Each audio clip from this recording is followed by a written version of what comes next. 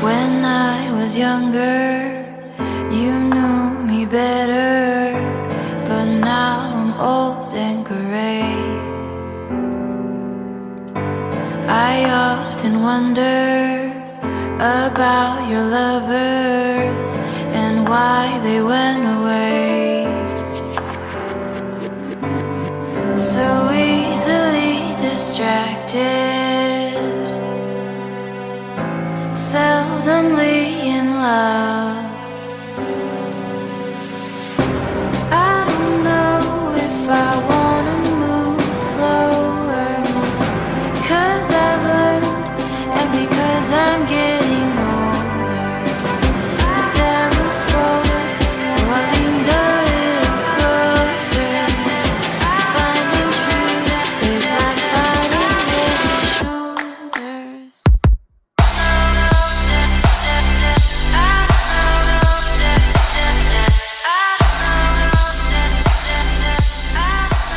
Hey up YouTube!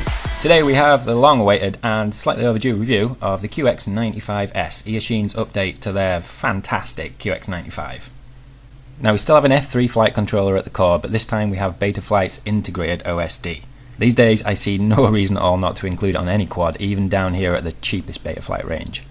With this update, Eachine chose to go back to the dead cat shape rather than push the H quad. Props in view were never really an issue with the original, but less so here with the dead cat shape. They've also beefed up the arms a little bit, so the cutouts are still there, but they're not quite as aggressive. There's a bit more meat on the arms. It also includes a low voltage buzzer out of the box, and we have a camera tilt integrated into the mount already. This is literally everything missing from the QX95 that, while it was still my favourite 1S brushed FPV quad, prevented it from being absolutely perfect. It's also a full 2 grams lighter, coming in at 40 grams no LiPo, and the LiPo is a high voltage one, so we should have a bit more power. So is this perfect? Well, out of the box, no, not quite. After several attempts trying to focus it, I couldn't quite get it as sharp as the original QX95.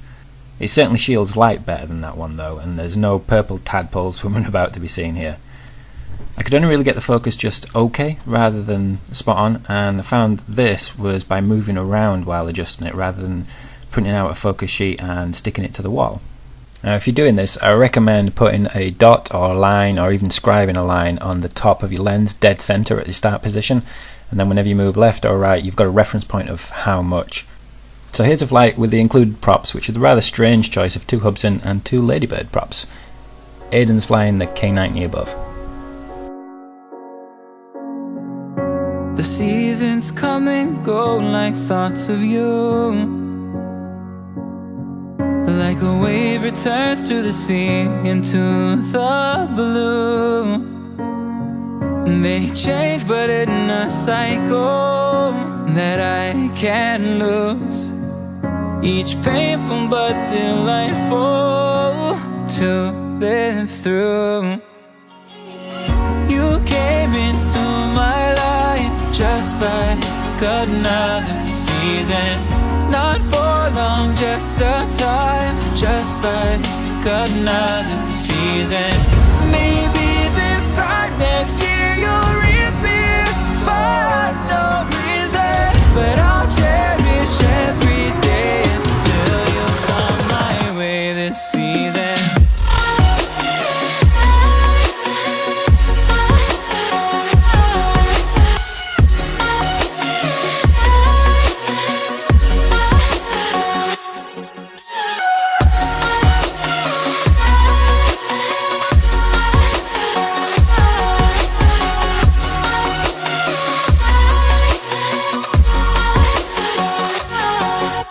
Seasons turn and change just like your mind. Like the sun gives into the moon, into the night. Time continues marching, it slowly crawls. With each new one starting, I recall. You came into my life just like another season. Not for long, just a time, just like another season. Maybe this time next year you'll reappear for no reason, but I'll cherish it.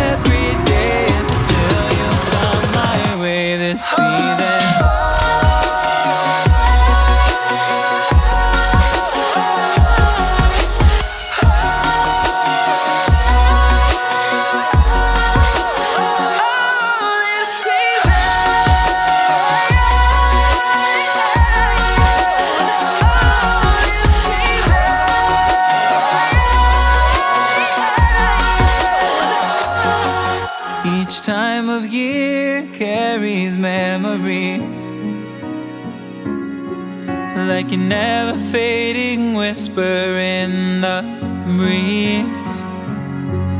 Oh, we will keep on changing all over again. Yeah, we will keep on changing, just like another season. Don't want another day without you by my side. Oh, this season.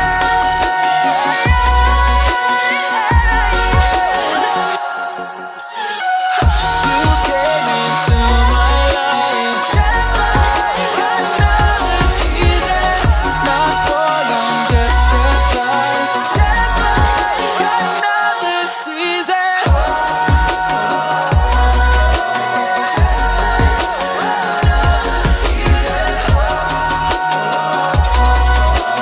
Just like another season.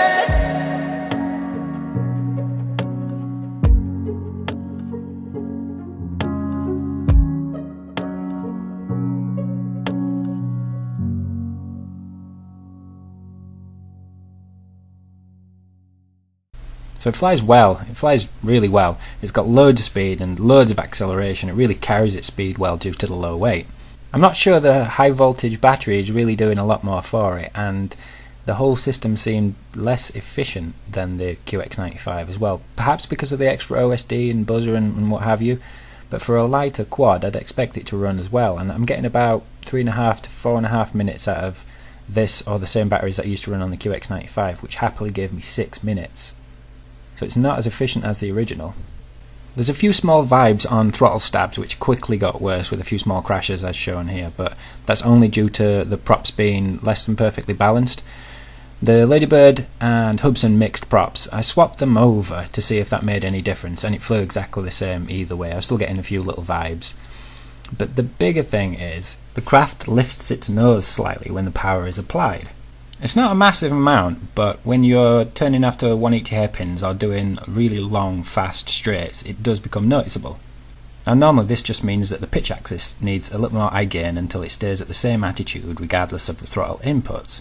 But with this setup, presumably this particular frame motor layout, even raising that slowly to over 300% of what it came at did very little to change this. This is probably my inability to tune the quad rather than a hardware limitation. And although it's not optimal and it does affect both slow and fast flight, it's a lot less than just about every other tuning issue that I can possibly think of, and perfectly good to fly through, so to speak. If you happen to have some perfect PIDs for this, drop me a comment below. I'd certainly like to get it tuned better, but for the moment the following video is about as good as I could get it. So here we are with brand new Ladybird props all around and the stock lightweight high voltage battery. Aiden's flying with me again on this one, but this time he's flying the Pocket Racer.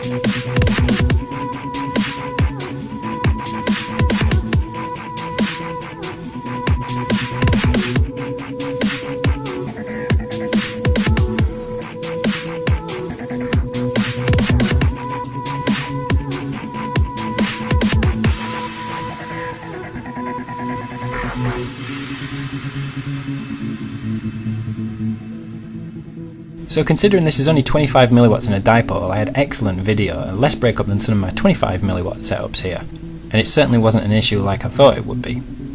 Now if we're comparing like for like still, the QX95 had some insane range for 25 milliwatts in that helical. It was absolutely stonking, so it's still not quite as good as that one, but it's well above par. The camera tilt is a welcome addition, and for this version it seems like it's an essential addition. I think the camera's just a little bit more forward than the QX95, certainly from the front props, so it gives it a little bit more dipping and tucking as you're through the corners, and being able to add just 10 degrees or so of camera tilt pretty much negates all that. I just wish the camera was as sharp as the QX95. Now due to the inability, or my inability, to get a perfectly neutral tune on it, I still can't fly this as precise as I can the QX95. I can fly that in super tight spaces, put it through any gap that it'll literally fit through, and turning on the spot is also much trickier with the QX95S. But if that isn't an issue for you and you're pretty much just in a fast forward flight, or you're more confident about tuning this than I am, the QX95S offers some really excellent bang for buck, all the bells and whistles, and keeps that in a very competitive weight. For a safe, affordable FPV with friends, 1S brushed is still the way to go for me. So that's all for this one. We'll see you in the next.